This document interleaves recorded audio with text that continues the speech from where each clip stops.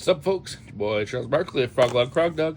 Today we're cracking open Warlord Saga of the Storms into the Accordlands Dwarven Forge starter deck from the brand new set.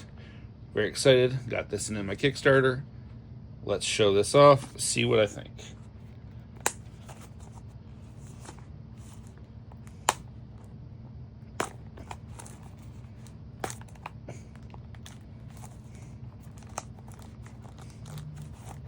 Super excited to have Warlord back into the fray. It's one of my favorite card games of all time.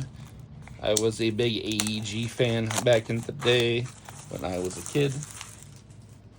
And I think this is a gem that will see a good amount of play. Hopefully. Deck comes with a D20. Little insert. A booster pack, and the deck itself. Now let's crack this bad boy open, see what we got.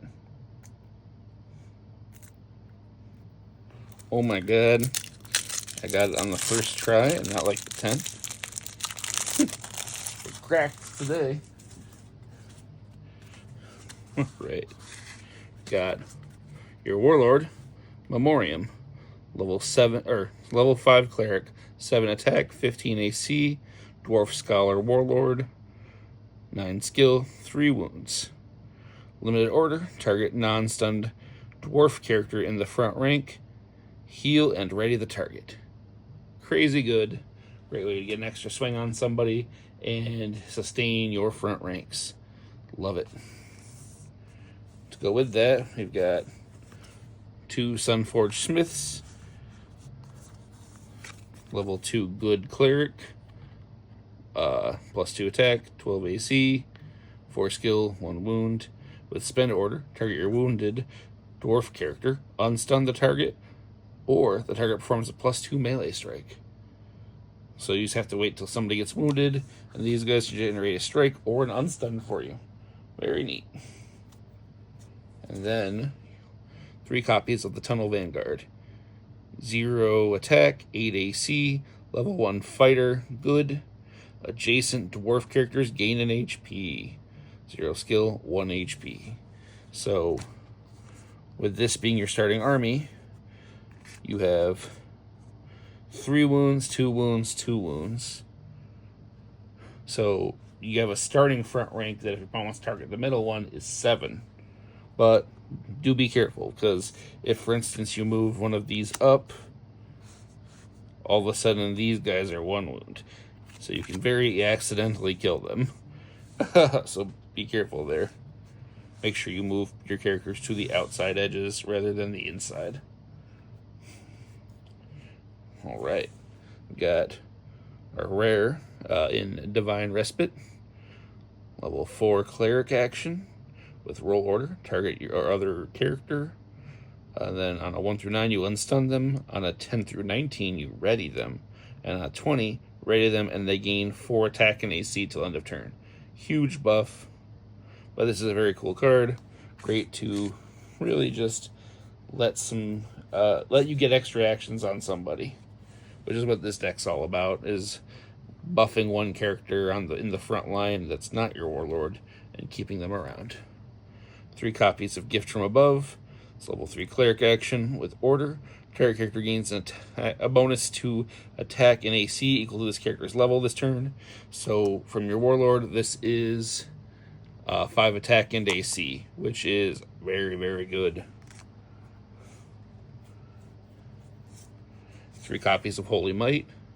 Level 4 cleric action. Target a character. The character gains your choice of 3 attack or AC this turn.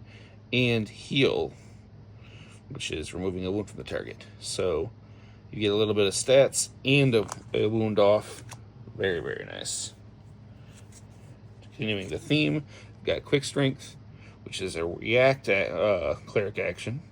With before target character within 2 ranks makes a melee strike roll, they gain a bonus to their attack equal to this character's level this turn. So you can swing in with like Vanguard and go, all right, +5. and then they get that on everything for the turn. So the cool thing there is to do it on characters that you're planning on using multiple times. So somebody you plan on readying with Memoriam or the Divine Respite. So you can use this +5 over and over again. Got 2 copies of Will Supplied. It's a level 5 classless action, which is spend order. Reveal the top 10 cards of your deck. Each of your characters may equip one revealed item that they can legally equip, then shuffle. It's a very cool card. Lets you dig through your deck for, whatever you need. It's neat. Speaking of things you'd want, Hod's Legacy. It's a rare. It's a level 7 cleric item. It's a weapon and a staff with unique and spend order. Spend Hod's Legacy. Ready, target lower level non-stunned character of the same faction. So you could use this on Memoriam and ready somebody a 3rd time in the same turn. And order spend Hod's Legacy. Unstun target lower level character of the same faction. So you can use it to unspend somebody else, or unstun somebody also. 3 copies of the classic fighter item, Runtor's Helm. +1 AC, +1 HP. Too bad none of these guys are fighters, but it's also level 5, so you'd need somebody level 3 or higher coming in generally to be able to play that. Great card normally. Dislike the fact that in your starting army you can't play it, which is one of, I think, the weirdest parts of this deck. Sometimes you just draw a weird hand. 3 copies of Warhorse. It's a level 4 fighter item, so once again, none of your starting army can equip it. It's +1 attack. Order spend Warhorse to move forward a rank, and order spend Warhorse to gain 2 attack till this turn. So for the full turn, you'd get that 2 attack. So once again, if you're using it on a character that's going to get multiple swings, they'll get it each time. But yeah, then we got the Shield of Spurning, +3 AC. It's another rare. It's a fighter or cleric item, and it's a shield. And it's got react after target character performs a melee strike targeting this character. Spend the Shield of Spurning. Move the target backward 1 rank. This is hilarious. Nothing like interrupting your opponent's Warlord's swing and go, never mind, get out of here. Very cool. Can be equipped on your Warlord. Then we've got 2 copies of Strong Arm Stout. Level 4 classless item with Destroy Order, so you have to break it when you use it. Each player draws a card. This turn, this character gains 2 attack and 1 HP for each card drawn this way. That is a crazy buff. And in a multiplayer game, it's a very crazy buff.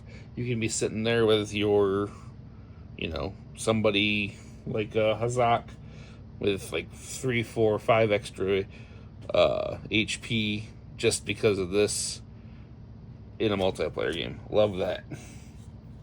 Then we've got 3 copies of Hunting Staff.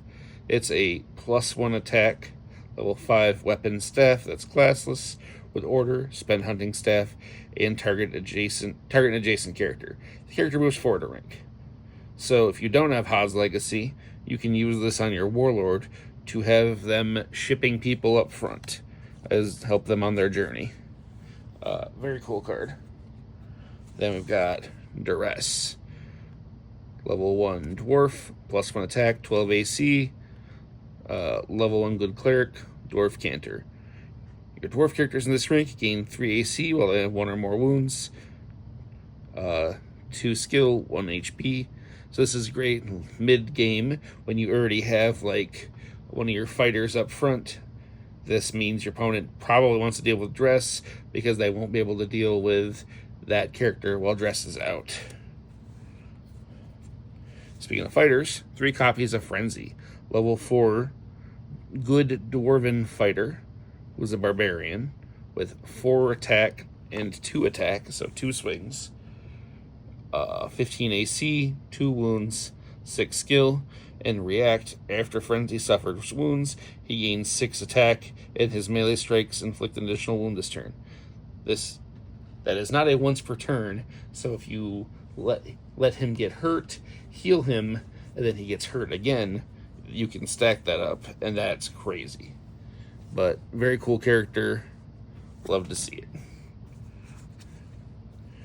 Then we've got Hazak of Shadow, who's a 3/3 attacker, 14 AC, level 3 evil fighter, who's a Dwarven barbarian, 3 skill, 2 wounds with dual wield, so he can equip a second weapon instead of a shield. Not that I think that matters too much here. And then Hazak of Shadow and adjacent characters gain 5 attack while wounded. So if he has a wound on him, he's an 8/8. And swinging 8/8s is crazy. Love it.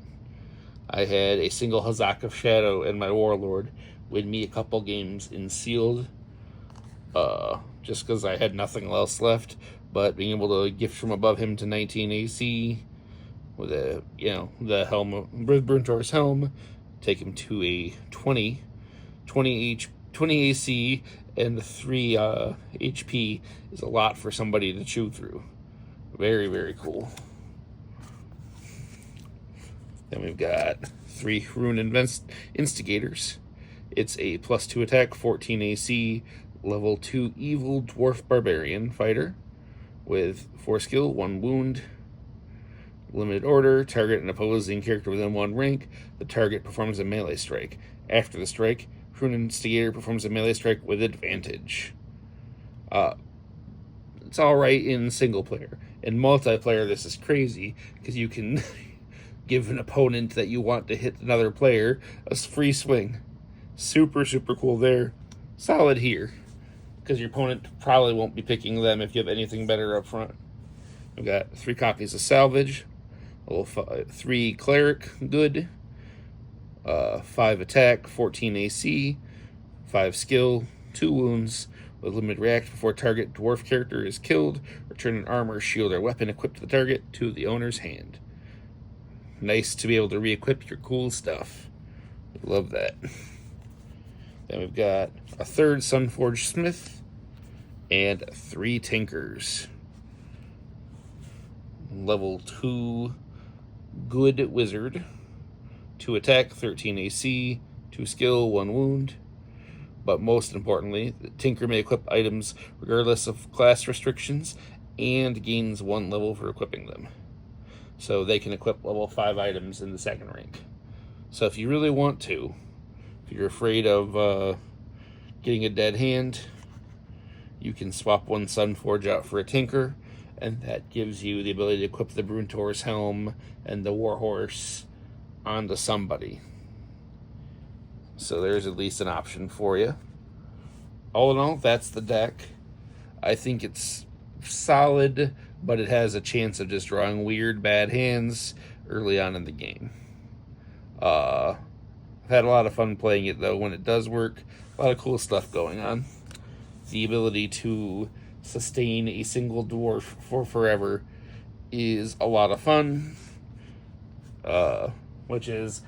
The endurance is definitely a common theme in dwarf decks.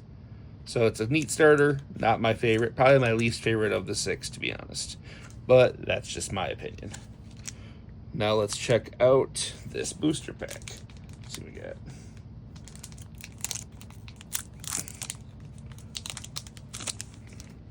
Got a copy of Nihil, the Woestone, Talisman of Faith, Birdsong Druid, Quick Strength, Chant, Spitfire, Sturges, Sutek Slimefang, Trinket of Malice, Quartermaster Dirge, a Quicksilver Gargoyle, Salvage, a Kabbalite Regalia for my rare, a foil Courage from Faith, very cool, and an out of options token.